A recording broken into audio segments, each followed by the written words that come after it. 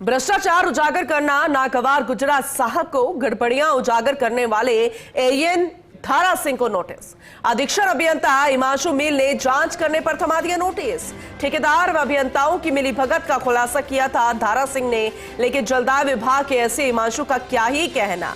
जांच करने वाले से हिसाब किताब मांग लिया नोटिस के माध्यम से और कहा कि उच्च अधिकारियों को बताए बिना कैसे आपने जांच कर ली है।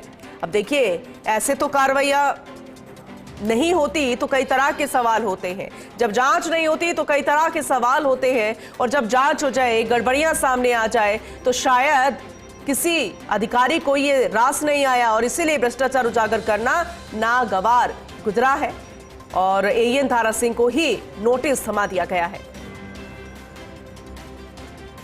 चलिए ज्यादा जानकारी लेंगे, हमारे सहयोगी एसोसिएट एडिटर नरेश शर्मा हमारे साथ जुड़ चुके हैं। नरेश जी, क्योंकि अगर जांच नहीं होती तो सवाल खड़े होते हैं, एक्शन नहीं होता तो सवाल होते हैं। अब यहाँ पर तो जांच भी हो गई, गड़बड़ियां सामने आ गई, तो फिर उसके बावजूद इस तरह के नोटिस देना, ये बताना कि किससे पूछे बिना जांच कर ली, ये जरा समझाइएगा। पूनम, देखिए, दूदू के नरेना का मामला है पेयजल प्रोजेक्ट से जुड़ा हुआ, जिसमें काफी गड़बड़ियां पाई गई थी और ठेकेदार और जो वहाँ के अभियंता है, जेईएन है, एईएन है और एक्सीएन है, उनकी भी मिलीभगत इसमें पाई गई थी। आपको ध्यान होगा, इसके बाद ये शिकायत जो है वो मुख्यमंत्री तक पहुंची थी और जो एक्सीएन थे जितेंद्र शर्मा, उनको एपीओ कर दिया गया था।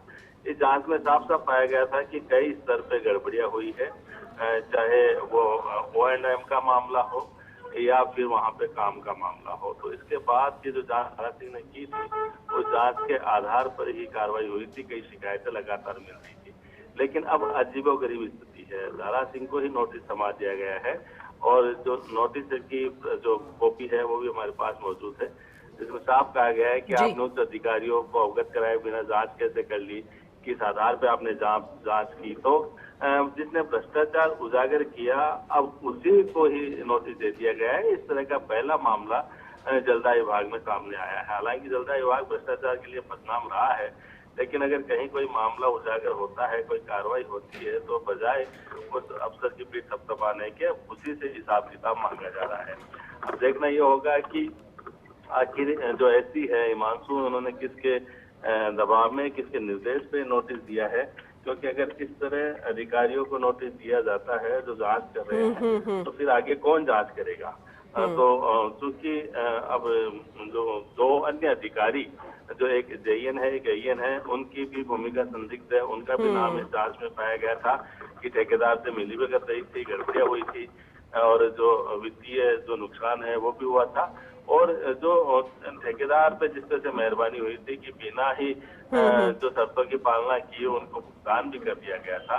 तो ऐसे में लग रहा था कि जांच आगे बढ़ेगी और कई और मामले भी उजागर होंगे, लेकिन उससे पहले ही जांचकर्ता को नोटिस थमा दिया गया। ठीक है, चलिए अपडेट आपसे आगे भी लेते रहेंगे। बहुत शुक्रिया विस्तार से समझाने के लिए आपका नरेश जी।